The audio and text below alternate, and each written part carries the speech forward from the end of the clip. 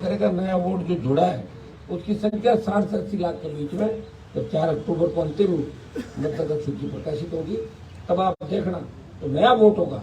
वो पहली बार राजस्थान में ऐसी पार्टी को वोट करना चाहेगा जिसपे दाग नहीं है, जो लड़ रही है भ्रष्टाचार के खिलाफ, संघर्ष करिए सड़क से लेकर सदन तक। वो ऐसे पार्टी और ऐसे नेताओं को पसंद करेंगे। और एक हमारे जो उद्योग है इनके अंदर स्थानीय लोगों को रोजगार की बात हम रोज उठा रहे हैं। स्टेट एक बार चालू करे, शुरुआत करे। बाड़मेर के तेल के कुओं से लेके आपकी रिफाइनरी बन रही है तो भिवाड़ी तक कितनी सीमेंट कंपनियां नहीं आ गई। जिंक हो गया, कॉपर हो गया, टंगस्टन था, हर जगह कोयला, गैस, जमीन हमारी अधिग्रहण कर ली जाती। भारतमाला में कितनी जमीन चली गई, मुंबई दिल्ली एक्सप्रेस वे में कितनी जमीन चली गई। हमारे डीएलसी दर कम थी, हमें मुआवजा नहीं मिला। पंजाब के अंदर देखिए पर बीघा मुआवजा कितना है, हरियाणा में पर बीघा कितना है, यूपी में पर बीघा कितना है। कौन जिम्मेदार है इसके लिए? जिम्मेदार सरकार है, जिम्मेदार है, विपक्ष है नहीं। लड़ाई लड़ रही है पार्टी जो आपके सामने बैठी है। हो सकता है कि आप लोग इसमें लगते हैं यार कभी थर्ड फंड बना नहीं, तो आपको पता होना चाहिए कि 18 के अंदर भी इस थर्ड फंड ने कांग्रेस को वेंटिलेटर पे और बीजेपी को 70-72 में धकेल दिया था। उद्योगों में 80% रोजगार स्थानीय लोगों को मिले। प्रदूषण हमारे, जमीनें हमारी, बच्चे हमारे तकलीफ पा रहे हैं, जमीनें बंजर हो रही है आसपास की, और रोजगार दूसरों को लाकर दिया था।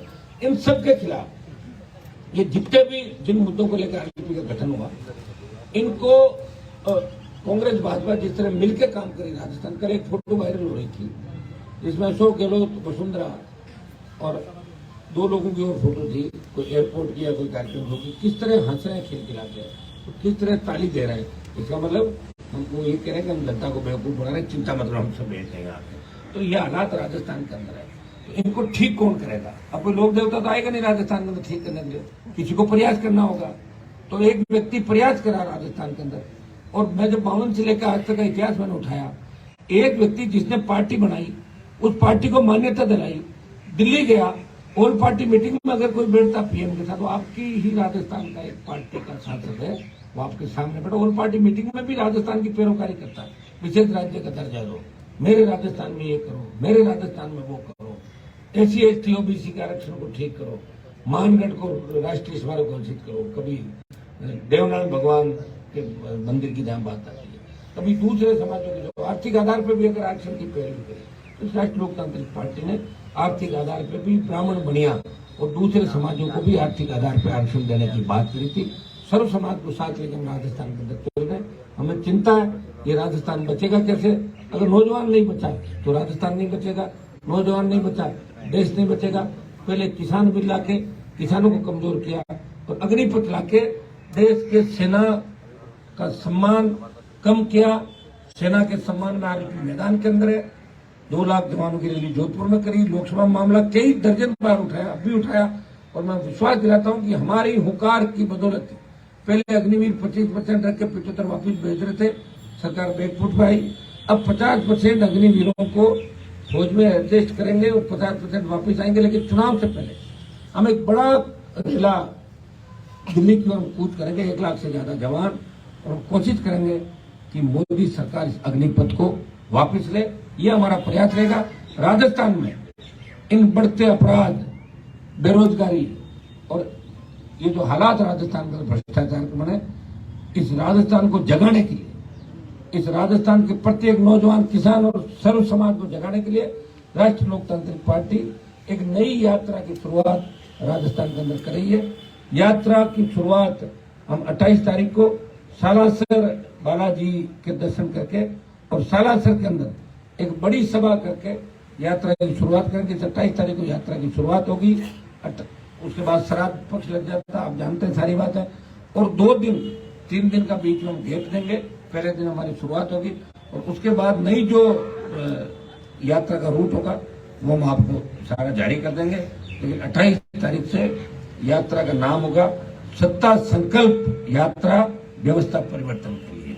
सत्ता संकल्प व्यवस्था परिवर्तन के लिए इस प्रदेश में हम सत्ता का संकल्प लेंगे, व्यवस्था को बदलना है। गरीब आदमी को आजादी के 75 साल बाद थाने तहसील कचहरी में जाए तो उसको मान सम्मान मिले, किसी गरीब को दुत्कार के थानेदार तहसीलदार बाहर नहीं निकाले। ये जो एक लुटेरी टीम बनी हुई देश प्रदेश के अंदर, काला धन वापस जाने की बात चली, कौन सा काला धन आ गया वापस बताओ मुझे? 1 रुपया नहीं आया। हाँ ये होता था पहले, चोरी ज्यादा लोग करते थे, अब अडानी अंबानी और 5, 10, 15, 20, 50 लोग हैं जो देश के अंदर हर काम उनको मिल जाता है, दूसरे लोग बेरोजगार हो गए। ये हालात आप देख रहे हो। तो हम चाहते हैं कि देश के हालात बदलें और उसकी शुरुआत इस राजस्थान प्रदेश से हम करें। हमारी यात्रा का नाम होगा सत्ता संकल्प यात्रा। व्यवस्था परिवर्तन के लिए हम प्रयास करेंगे कि सत्ता पे कब्जा करें। सत्ता के बिना व्यवस्था नहीं बदलती और हम चाहते हैं कि सत्ता जब बदलेगी जब राजस्थान का जवान, किसान, सर्व समाज इस बार ये तय करेगा कि हमें राजस्थान को बचाने के लिए दोनों पार्टियों को घर बिठाना है और नई सरकार राजस्थान के अंदर बनानी। ये हम 28 तारीख से यात्रा की शुरुआत सालासर बालाजी के दर्शन करके सालासर में सभा करेंगे। तो बाकी जो कार्यक्रम है वो हम जारी कर देंगे। हमारी प्रदेश की टीम का ऐलान भी 1-2 दिन के अंदर कर देंगे। हमारा जो स्वच्छता अभियान चला, स्वच्छता से सत्ता की ओर जो नारा दिया था, उसमें 1 महीने के अंदर जो स्वच्छ बने, जिस तरह बच्चों ने बाइक, साइकिल, गाड़ियों से खुद जा जाकर स्वच्छ बनाए, शायद कोई पार्टी 1 महीने में इतने स्वच्छ नहीं बना सकती जितना राष्ट्रीय लोकतांत्रिक पार्टी ने। वो संख्या 20 लाख से ज्यादा 1 महीने के अंदर राजस्थान में करके दिखा दी। एक नया इतिहास इस राजस्थान के अंदर अगर किसी ने बनाया तो आरएलपी के जवानों ने और आरएलपी पार्टी के परिवार ने बनाया। बधाई दूंगा और आरएलपी परिवार को, सब लोगों को, मेरे तीनों विधायकों को कि इन्होंने विधानसभा के अंदर मजबूती से हमेशा अपना पक्ष रखा और लड़ते रहे। जहां भी इनको बता दिया, चाहे आदिवासी बेल्ट में बता दिया, कहीं भी बता दिया, ये चले गए, प्रयास किया, उठे जब सरकार ने मांगे मानी। ये आरएलपी पार्टी का आगामी एजेंडा हमारा रहेगा। उसके बाद हम राजस्थान के अंदर जो जगह जगह संघर्ष हमारे चल रहे हैं वो हमारे जारी रहेगा। हनुमान जी, आपने एक सवाल है मेरा। हनुमान जी, महिला 28 से हो रही है 27 से? हनुमान जी 28 बात करी, आपके पार्टी में कितने परसेंट महिलाओं को पदाधिकारी बनाया गया? ये सवाल है। 3 में से 1 एमएलए है ना महिला, तो कितना परसेंट आप जोड़ लो? 33 पदाधिकारी की बात करी। पदाधिकारी होंगे हमारे करीब। अब तो पार्टी की तो प्रदेश टीम है ना, अभी आपको क्या करूँ, घोषित करो होगी तो वो तो भंग कर दी पहले। राजस्थान में चुनाव में आपकी पार्टी किस करोड़ बैठेगी सर? किस करोड़ बैठेगी मतलब? तीसरा फंड बनेगा या इतने के साथ? तीसरा तो बन ही गया और हम चाहते हैं कि पहला फंड बने राजस्थान के अंदर। तो एक पार्टी 3rd नंबर जाएगी, कांग्रेस बीजेपी का। आप देखिए जब हम यात्रा पर निकलेंगे, अभी जैसे आपके नड्डा जी की यात्रा निकलती है, टेंट खाली, कुर्सियां खाली, पकड़ के ला रहे लोगों, भैया आजा फोटो खिंचा ले, भैया आजा फोटो खिंचा ले। तुम कौन हो? दूर खड़े लोग कहते हैं फोटो नहीं खिंचाएंगे। 5000 की भीड़ नहीं कर पा रहे बेचारे, पूरे संसाधन लगा रखे हैं इनके पास। तो हाईटेक सिस्टम है, सारा आपको पता कहाँ से आता है, क्या आता है। कांग्रेस भी निकाल रही है। आप देख रहे ना, जब फील्ड में उतरे तो आपको सारी बात आ जाएगी कि जन समर्थन किसको मिल रहा है राजस्थान में, और जिसको जन समर्थन मिलेगा वही सत्ता पर कब्जा करेगा। सत्ता इस बार लोकतांत्रिक पार्टी। आपने वसुंधरा और गहलोत के मिले जुले होने की बात कही है, और ज्योति मिर्जा एक नेता है, उन्होंने कहा है कि आप अशोक गहलोत वो इसके बारे में जो आप जिस नेता का सुन तो लो, आप ऐसा है, मेरी बात सुन लो, ऐसे आप हर किसी की बात मत करो। उसके बारे में जिसका आप नाम ले रहे हो ना, 3, 4, 5 बार अगर कोई मेरे सामने हार जाए, बार आप उसका नाम लो। वसुंधरा गहलोत की बात करो, और कोई बड़ा उसके बारे में इंदिरा बावरी जी जवाब दे देंगे आप। बात बता दो आप।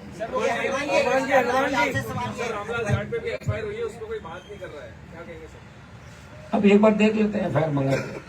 बात कोई नहीं करेगा, हमें ही करनी है। चाहे मेरी बात सुनो, चाहे किसी पे एफआईआर, आपको पता है इस प्रदेश में जब एनकाउंटर हुए, मर गए थे क्या लोग? बोले तो नहीं, हम ही बोले थे, सलाखों में पीछे डलवाए। बोल देंगे ना भाई, आज ही तो सारी बात। एक व्यक्ति बोल रहा है, ऐसे मत करो आप। मैं कह रहा हूँ कई बार तो हम बोलते हैं तो दिखते ही नहीं है, ये भी ध्यान रखो आप। क्या बोलो, क्या बोलो, रोज ही बोलता हूँ मैं तो।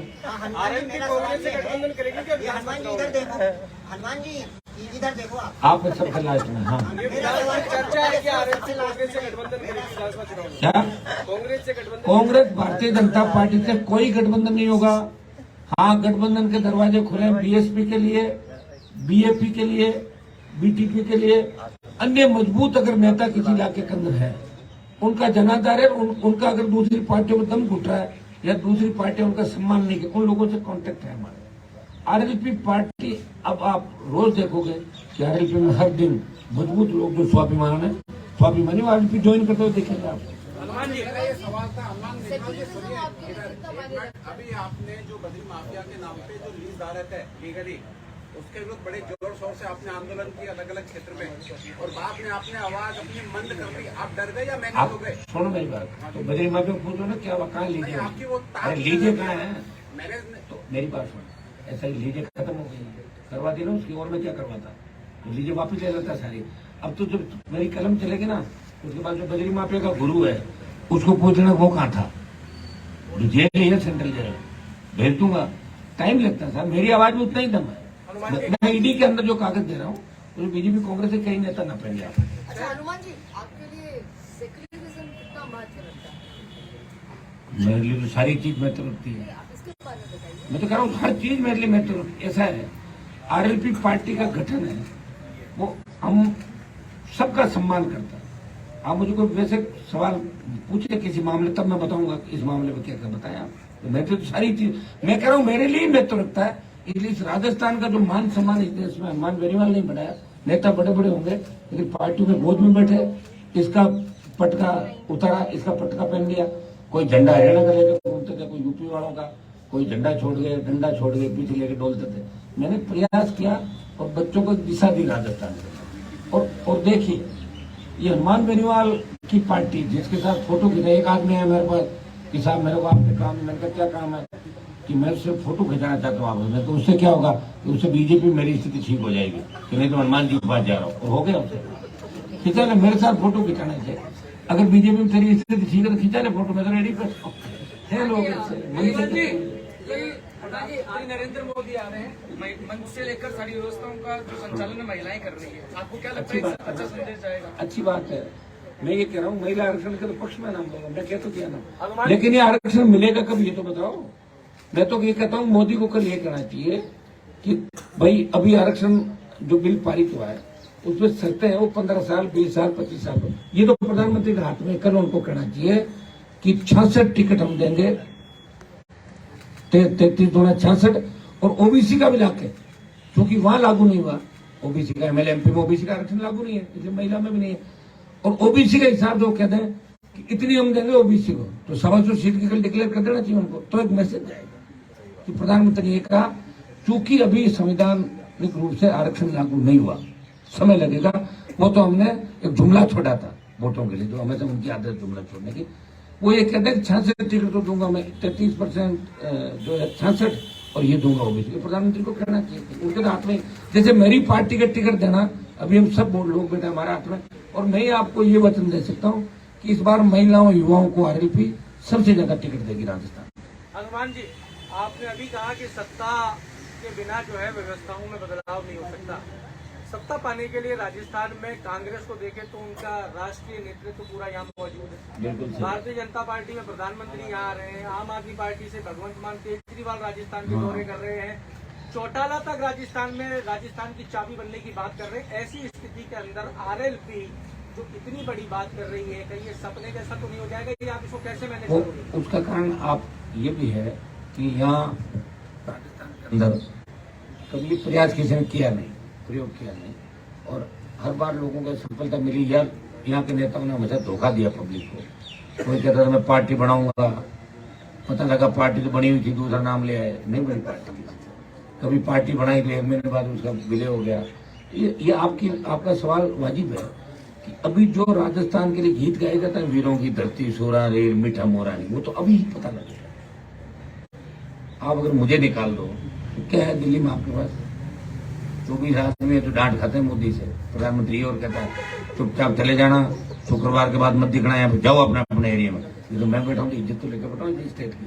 पार्टी बना के जितने भी देश में ये लोग आप जिन जिन का नाम ले रहे हो घूम रहे हैं यहाँ पे, क्यों घूम रहे हैं? लेकिन उनकी हवा नहीं बन रही है। आप पार्टी की हवा क्यों नहीं बनी आप भी जानते हो। हनुमान बेनीवाल की आरएलपी पार्टी किसान जवानों की पार्टी है, यह हर किसी का स्टेशन नहीं लगने वाला। यह राजस्थान में आरएलपी इस बार बहुत मजबूती के साथ, मैं ये तो नहीं कह सकता सीटें कितनी आएगी, लेकिन एक पार्टी 3rd नंबर पर कांग्रेस बीजेपी में राजस्थान के अंदर चली जाएगी। अगर हमारे साथ बसपा और ये गठबंधन में आ जाते हैं, हमारी बहुत साउंड स्थिति राजस्थान के अंदर होगी। आप देखिए नेताओं में कहाँ दम है, जो बड़े बड़े नेता, बड़े बाप के बेटे, बड़े बड़े पदों पर है, बात करते थे ना बड़ी बड़ी, क्या बात, सरेंडर हो गए, बिगी बिल्ली बन गए सारे के सारे। मैं तो लड़ तो रहा हूं। आप ये मत पूछो, भगत सिंह अगर ये सोचता कि मेरे फांसी पे चढ़ने से मैं क्यों चढ़ूं, मैं कौन सा पीएम बन रहा हूं, फिर प्रधानमंत्री नेहरू बना था। लड़ाई लड़नी है मुझे राजस्थान के लिए, ताकि आपको बाहर लोग ये नहीं कहे कि वही राजस्थान है जो कांग्रेस बीजेपी वोट डालता था। उत्तर प्रदेश, हरियाणा, पंजाब, बिहार, झारखंड, छत्तीसगढ़, क्षेत्रीय पार्टियां किस तरह ताकतवरों को उभरती है, इस राजस्थान का मान सम्मान कैसे बढ़े, ये मान मेरे में लड़ाई लड़ रहा है। मैं तो 3 में मिनिस्टर बन जाता, वसुंधरा से मेरा क्या झगड़ा था, बन जाता मंत्री, खाली हाथ ही जोड़ देते जाके, जो दूसरे लोग कर रहे हैं काम। लेकिन वसुंधरा को भी याद दिला दिया, एक हनुमान आया और वसुंधरा को डगमग कर दिया पूरा, पता ही नहीं चला कहाँ गई वसुंधरा जी। दिख रहा आपको? कहीं नहीं है भाई, ये लड़ाई मेरी थी। आप क्या सोच रहे हो, गजेंद्र शेखावत और उन लोगों ने वसुंधरा को आउट किया, उसका क्रेज ही खत्म कर दिया पब्लिक में। जिसका क्रेज खत्म, आउट, क्रेज हमने खत्म किया। आरएलपी कितने सीट पे लड़ेगी सर? मैं कह रहा हूँ गठबंधन नहीं होगा तो 200 पे, और गठबंधन हो गया 3 से 4 है, अभी बता दिया मैंने नाम कांग्रेस बीजेपी के अलावा, तो अम्बेडकर टेबल टॉक हो जाएगी। जिनका जहाँ जितना प्रभाव है उनको सीटें उस हिसाब से मिल जाएगी। हमारे सीटों में झगड़ा नहीं, वो जब गठबंधन होगा जब बता देंगे। अभी बता दिया मैंने, बीएसपी, बीएपी, बीटीपी और अन्य छोटे दल, अन्य वो मजबूत नेता, अगर कोई हमें लगेगा कि निर्दलीय व्यक्ति गठबंधन नहीं करना चाहता, ये कांग्रेस बीजेपी को हरा रहा, सपोर्ट कर देंगे, हमारे क्या फर्क पड़ता है। किया था ना हमने दरियावत गंज। मेरा जब 2 सवाल है सुन रहे। पहला सवाल तो ये है कि जब अब्दुल कलाम राष्ट्रपति थे तो उन्होंने बोले थे कि देश में 2 ही पार्टी होनी चाहिए, और जो पार्टियां जो हैं वो देश के राज्य को विकास के लिए बाधा उत्पन्न करता है। पहला सवाल तो ये। दूसरा सवाल ये है मेरा कि आपकी भी पार्टी और पार्टी के जैसे परिवारवाद की ही पार्टी कही जाए, क्योंकि तो आपके परिवार ही जुड़े हुए हैं इस पार्टी से, आप मुद्दे उठा पाए। वो उसका जवाब भी दे दूँ मैं। ये मेरे छोटे भाई एमएलए हैं, अगर मैं इनको चुनाव नहीं लड़ाता या मेरे परिवार से नहीं लड़ाता तो खींवसर की सीट में हार जाता। सीट बचाने के लिए ददीची ने क्या किया था आपको पता है? हड्डियों का दान किया। जब लगा ना भाई अब तो राक्षसों को मार ही नहीं सकते, मेरे हड्डियों को ले लो, बचाना चाहता हूँ। मुझे आरएलपी पार्टी को बचाना था। अगर मैं खींवसर में हार जाता तो आरएलपी को कौन बोलना चाहता? आप ये सवाल पहले करते। तो इसलिए परिवार के अंदर छोटे भाई को, लेकिन आपको पता है कि सारा जो काम है मेरे तीनों विधायक मुझे पूछे बिना कुछ भी अलग से नहीं किया। दुख सुख के अंदर मेरे साथ खड़े, सारी पार्टियां टूट गई थी, ये पता है ना मेरे सामने, कभी बाड़ाबंदी के अंदर नहीं रहते। हाँ, साथ हमने जिनको कमिटमेंट किया उनको साथ दिया, हमने ऐसे ऐसे लोगों का भी साथ दिया। मैदान छोड़ के भागे, लेकिन साथ खड़े, हम नहीं भागे। इसका हाथ पकड़ लिया, बीच में उसका हाथ कभी भी नहीं छोड़ा। और आपने रही दूसरी बात अब्दुल कलाम की, ये उनकी सोच होगी कि 2 ही पार्टी होनी चाहिए, उनके हिसाब से थोड़ी चलता सारा। और हर व्यक्ति का अलग विचार है, आपका अलग विचार है। जैसे कोई कहते 2 ही चैनल होने चाहिए, 2 ही अखबार होने चाहिए, बाकी क्या करेंगे? वो प्रधानमंत्री आरएलपी से डरे हुए हैं, बार बार इसीलिए आ रहे हैं। प्रधानमंत्री 2013 में खींवसर में 2 मीटिंग करके गए थे, जमान जब तुमकी बीजेपी मेरे सामने 2013 के एमएलए चुन, गुजरात के सीएम थे।